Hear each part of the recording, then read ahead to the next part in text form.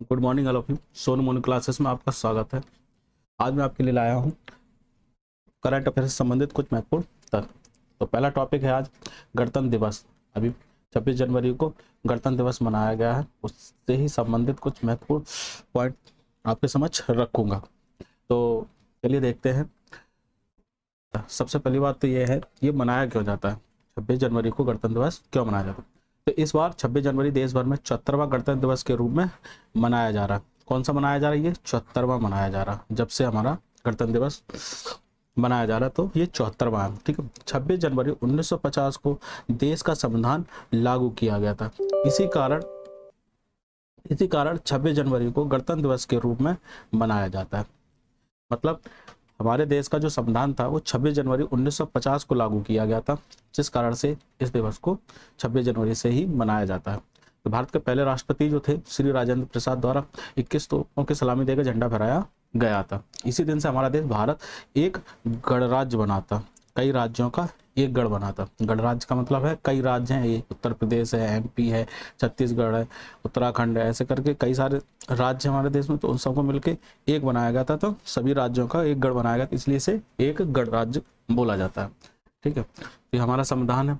Main चीज ये है कि इस दिन संविधान लागू हुआ था, इस वजह से ये गणतंत्र दिवस मनाया गया। तो भारतीय संविधान, संविधान क्या है, संविधान क्या है, हमारा देश किस कानून पर चलेगा उसको सबको एक किताब में लिख दिया गया है, उसके नियम लिख दिए गए हैं। तो उन्हीं और उस किताब का नाम दिया गया है संविधान। ठीक है ना, तो उसी पर हमारा देश चल रहा है। ठीक है, तो 74वां गणतंत्र दिवस है ये। और इसकी मुख्य बातें क्या क्या है। भारत का संविधान 26 नवंबर 1949 को बनकर पूर्ण हुआ था। ठीक है, और 26 जनवरी 1950 को लागू किया गया था। तो 26 नवंबर 1949 को बनाया गया था और 26 जनवरी 1950 को लागू किया गया था। 7 दशक से में 350 से अधिक बार सत्ता का शांतिपूर्ण हस्तांतरण हुआ है। इसकी मुख्य बात है कि हमारे संविधान के तहत 350 बार सत्ता का हस्तांतरण हुआ है। मतलब कभी जैसे कांग्रेस आई, कांग्रेस के बाद जनता दल आई, जनता के बाद दल के बाद भाजपा आई, इस तरह से चीजें बदलती रही राज्य और केंद्र दोनों स्तर पर। तो शांतिपूर्ण कोई बवाल नहीं हुआ, सभी ने इस चीज को माना। भारत के चुनाव बने दुनिया में लोकतंत्र के आदर्श। ठीक है, भारतीय चुनाव दुनिया में लोकतंत्र के आदर्श के रूप में देखा जा रहा है। संविधान बनाने के लिए 141 बैठकें हुई थी उस समय। ठीक है, और 2 साल 11 महीने 17 दिन में ये तैयार किया गया था। इतना वक्त लगा था संविधान में। 395 अनुच्छेद व 8 अनुसूचियां थी उस समय जब ये संविधान लागू हुआ था। तो कितनी, 395 अनुच्छेद व 8 अनुसूचियां थी। संशोधन किए जाने के कारण अब हमारे संविधान में 12 अनुसूचियां व 400 से अधिक अनुच्छेद हो गए हैं। इतने 74 सालों में या 73 साल गुजर गई, 74वां स्टार्ट हुआ है। इन 73 सालों में कितने संशोधन जो हुए हैं, और संशोधन के उपरांत इसमें क्या हो गई, 12 अनुसूचियां हो गई और 400 से अधिक अनुच्छेद हो गए हैं। अब तक 73 वर्षों में 104 संविधान संशोधन किए गए हैं। पॉइंट याद रखने वाली बात है, 104 बार संशोधन हो चुका है। राष्ट्रीय न्यायिक आयोग के गठन से संबंधित 99वां संशोधन जो था उसको गलत बताया गया था। इन 7 दशकों में केंद्र और राज्यों में 350 से अधिक बार शांतिपूर्ण तरीके से सत्ता का हस्तांतरण किया गया है। केंद्र और राज्य का मतलब क्या है, राज्यों की सरकार और सेंट्रल की सरकार है, दोनों ने मिलकर शांतिपूर्वक अपनी सरकार हटा ली है। जैसे जनता ने चुना भाजपा को, ठीक है, तो भाजपा का सरकार आ गई, तो कांग्रेस ने कोई आपत्ति, मतलब शांतिपूर्ण तरीके से सब कुछ होता रहा है।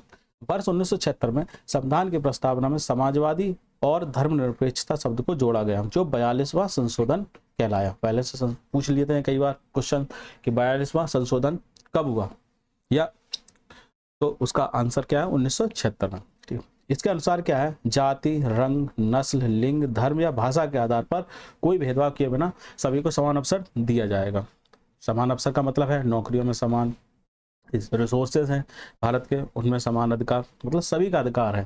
ठीक है, इसे जाति, रंग, नस्ल, लिंग या धर्म पर किसी से ये नहीं कहा जाएगा नहीं तुम इस चीज के काबिल नहीं हो। देश में जीएसटी लागू करने के लिए भारतीय संविधान में 101वां संशोधन लागू किया गया। जो जीएसटी लागू हुई है वो 101वां संशोधन के द्वारा हुई है। याद रखें 101।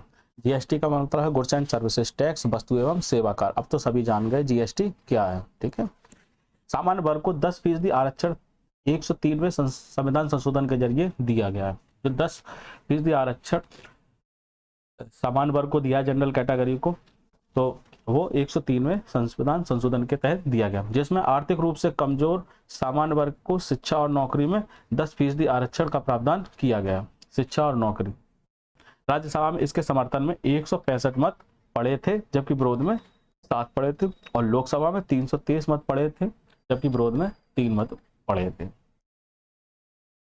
अनुच्छेद 14 से 18 तक जनता के बीच समानता की गारंटी देता है। जो अनुच्छेद 14 से 18 है, ये क्या है, इसमें जो रूल लिखे हैं उसके भी उनमें क्या है, जनता के बीच समानता की गारंटी देता है। साथ ही यह मौलिक अधिकार है और यह एक मौलिक अधिकार बनाया गया है।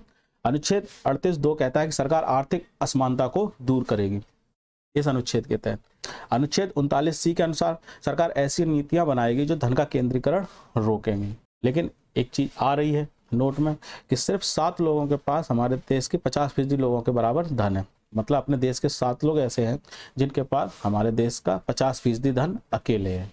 ये हो नहीं पा रहा है, प्रयास कर रही है सरकार। अनुच्छेद 41 में राज्य रोजगार शिक्षा को सुरक्षित रखा गया। अनुच्छेद 41 में। अनुच्छेद 39(a) में क्या है, कानून व्यवस्था न्याय को बढ़ावा देगी। 39(a) में क्या है, तो कानून व्यवस्था है वो न्याय को बढ़ावा देगी, मतलब किसी के साथ अन्याय ना हो ऐसा करेंगे।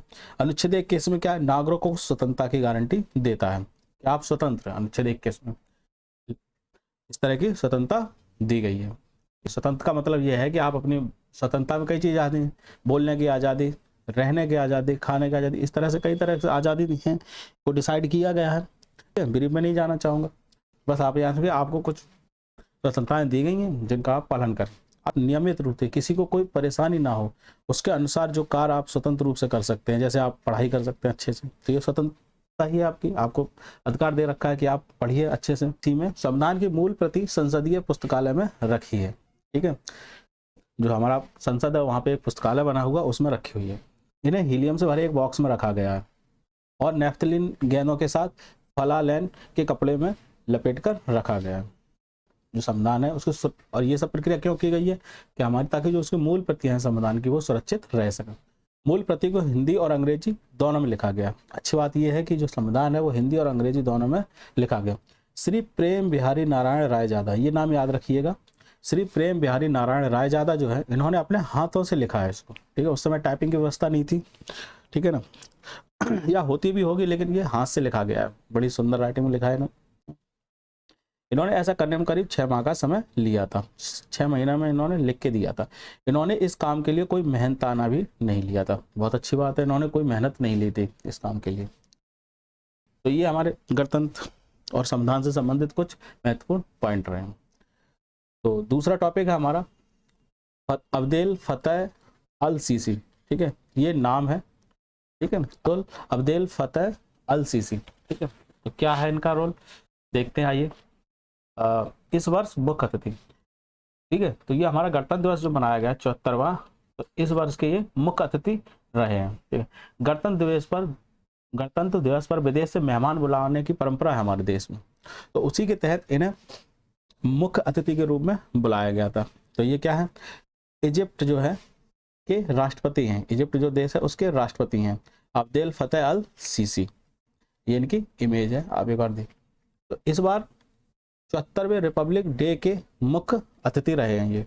इनकी उम्र करीब 68 वर्ष है। इनका जन्म 19 नवंबर 1954 को इजिप्ट के काहिरा में गामलिया क्षेत्र में हुआ था, ठीक है। यहाँ के ये रहने वाले हैं। वर्तमान में अल सीसी इजिप्ट के 16वें राष्ट्रपति हैं। कौन से राष्ट्रपति हैं, 16वें। साल 2014 में अब्दुल फतेह सीसी ने पहली बार राष्ट्रपति का पद शपथ लिया था। 2014 में ये राष्ट्रपति बने थे। 2018 में दोबारा देश के राष्ट्रपति चुने गए हैं। इससे पहले ये सेना के प्रमुख भी रहे हैं अपनी, और 2012 और 13 में यह इजिप्ट के रक्षा मंत्री रहे हैं। वर्ष 2013-14 में इजिप्ट के उप प्रधानमंत्री भी रहे हैं। ये इनकी कुछ क्वालिटियां हैं। तो नेक्स्ट टॉपिक है हमारा स्कूल ऑफ एमिनेंस क्या है। अभी कुछ दिन पहले आई थी कि स्कूल ऑफ एमिनेंस क्या है। तो ये पंजाब से संबंधित है सबसे पहले, और पंजाब के पीएम कौन, श्री भगवंत मान। चलिए बताते हैं। 22 जनवरी को पंजाब के मुख्यमंत्री भगवंत सिंह मान ने स्कूल ऑफ एमिनेंस परियोजना की शुरुआत की है। परियोजना के लिए 200 करोड़ रुपए के बजट का ऐलान किया है। तो ये जो योजना है इसके लिए 200 करोड़ रुपए का बजट का ऐलान इन्होंने कर दिया।